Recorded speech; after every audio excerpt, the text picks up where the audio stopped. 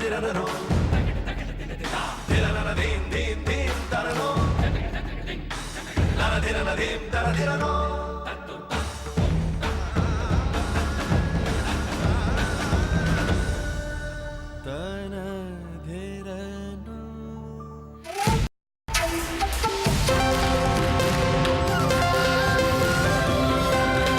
watching Bloomberg UTV.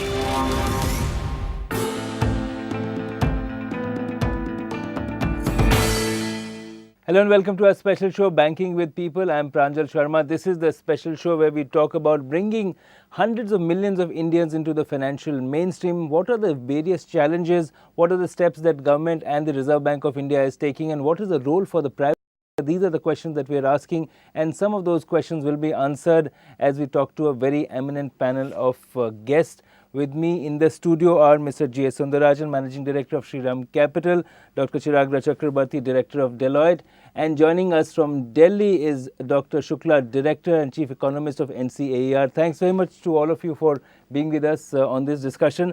Let me ask Dr. Shukla to set the stage for this discussion. Dr. Shukla, you've done a lot of work in the non-urban economy, so you have tracked the spending and saving habits of millions of Indians. Can you give us a sense of how India is saving and spending, and what is the dependence they have or the lack of dependence they have on the formal financial system? Yeah, well, let me start actually the saying that this is important to know that as you rightly mentioning that the understanding the economy, when the word is actually the developed world is moving from the economy to the knowledge economy, India is doing experiment on the structure of the economy. And the more important thing is that the twofold, let me to set the, as you have mentioned, the rural versus urban. And the first and most important thing is the economy is growing, there is no doubt. But the thing is that inclusiveness is really need to be seen little bit at micro level. And if you see the 70% population lives in rural India, but they accounts approximately half of the national income, and the 30% lives in the urban accounts for the again half of the income.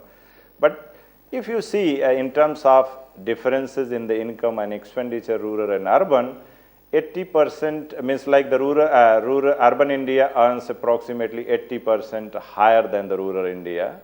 This is the one indicator. Second thing is that the most important thing which comes, if you take even the urban India in the metros versus the smaller cities, or the you can say the boom towns, there is huge.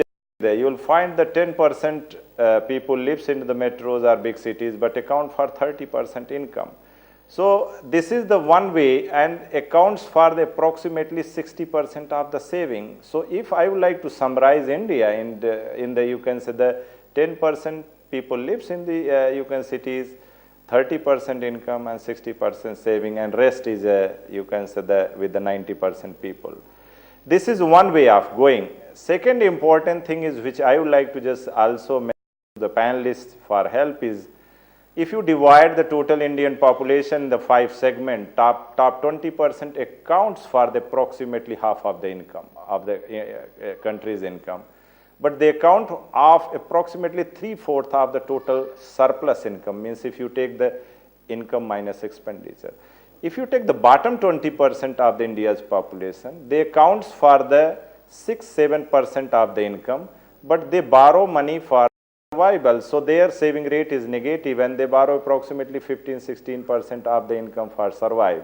So this is the as far as the economic situation of the Indian household is concerned. Right, Dr. Let me just put 2 things, then probably Sure, yeah. Please go ahead.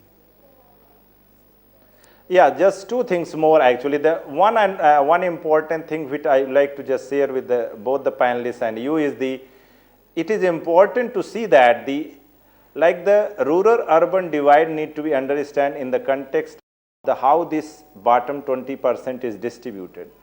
Bottom 20%, 92% lives in the rural India, what rural government defines. 65% are the labor household. you will find also that you can say the literacy level is very low. If you go on the other side, the top 20%, half of them lives in the urban India, half of lives into the rural India.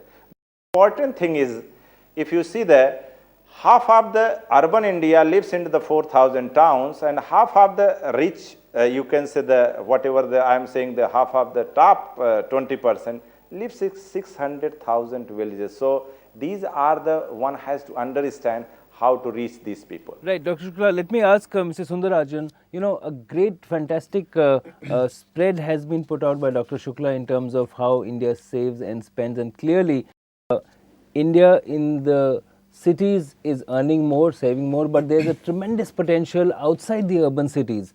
How can a company like yours, or what can the private sector do to tap this? I think absolutely. Dr. Shukla has very clearly laid out the kind of potential which is there across, even if you look at what financial inclusion should mean. But as he rightly said, the range of exclusion from the urban to the rural is really in an ascending order. And therefore, you have exclusion happening across.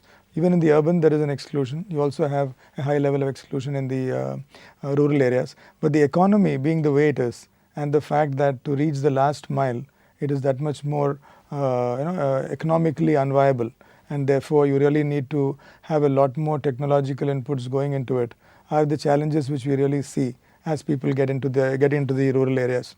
But you see a clear business proposition for private sector to reach out to those who have been marginalized or who are not in the mainstream? Oh, significantly. In fact, if you look at some of the niche players who have been there, more on the non-banking finance side than on the banking side, they have really looked at some of these semi-urban and rural areas very, very effectively. And they have done it profitably over the years. Consistently over the last 30 years, Shriram is one example. We've got Sundaram Finance, who's been in the truck business. And if you look at Manappuram and others, they've been doing that business extremely well for the lower end of the population, urban and rural areas, and microfinance companies also have done it. So given that, I think the opportunity is phenomenal. And today, if even the Reserve Bank of India is coming out with policies to enhance that I think is an indication of how much the government also is keen to actually develop this as a focus area for the financial sector. So, Chiragra and Mr. Sundararajan, I'll just take a break here. Dr. Shukla, we're just taking a break here. We come back and we're going to be looking at some of the policy initiatives taken by the government, whether it's business correspondence, where companies which are not in the system can become agents of banking services, as well as the plan to have new banks which will be able to serve these underserved areas. We come back in just a while and continue our debate on banking with people.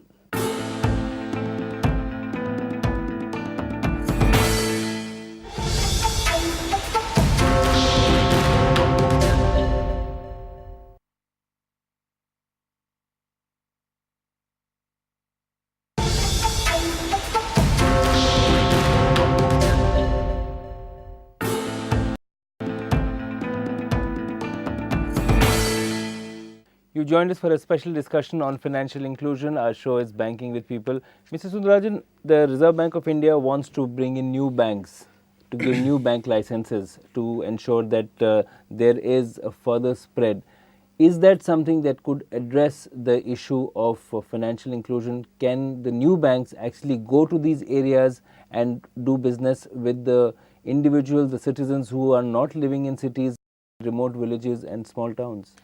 Most definitely. In fact, Dr. Subbarao had very clearly said there is a two-pronged approach which is going to be adopted to enhance financial inclusion.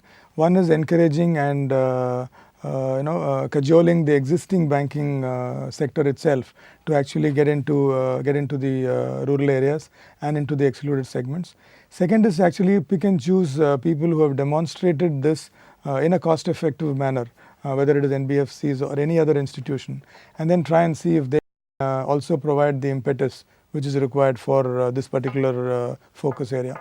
I think it's going to be a huge opportunity because people who have demonstrated risk appetite in terms of lending to people who cannot be lent through financial paper or salary slips, where you need to look at surrogates, and at the same time where ticket sizes are lower, therefore you need to use technology to ensure that your costs are effectively managed. These are things which are going to be critical challenges, and those are the I think the criterion which RBI also is going to use to pick and choose these people people and maybe experiment to see if can we make a significant difference to the inclusive growth which we can see in this country. Dr. Shukla, if I could come to you on the policy part of it, you are aware of the policy